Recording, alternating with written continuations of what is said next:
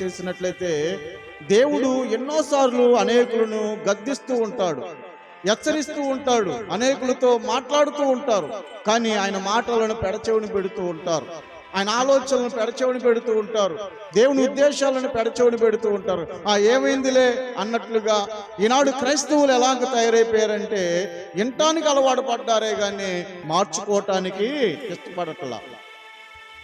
వినటానికి అలవాటు పడుతున్నారు, విన్న ప్రకారంగా మార్చుకొని, విన్న ప్రకారంగా జీవించి, విన్న ప్రకారంగా ఈ లోకంలో బ్రతకటానికి ఇష్టపడట్లా. వినటానికి వేగురు పడుతున్నారు కానీ విన్న ప్రకారంగా నడుచుకోవట్లా. అందుకని బైబిల్ గ్రంథం రాయబడిగా ఉన్నది, దేవుని యొక్క వాక్యం విని దానిని గైకొని వారు ధన్యులు. అంటే వినటం ప్రాముఖ్యం కాదు, దానిని గైకొని ఆ వాక్య ప్రకారంగా మనం నడుచుకుంటూ ఉన్నాం అనుకోండి, ఆ వాక్యమే మన జీవితంలో నెరవేర్చబడుతుంది అనుకోండి, నిజంగా మనం గొప్ప ధన్యులుగా ఎంచబడటానికి అవకాశం ఉంటుంది.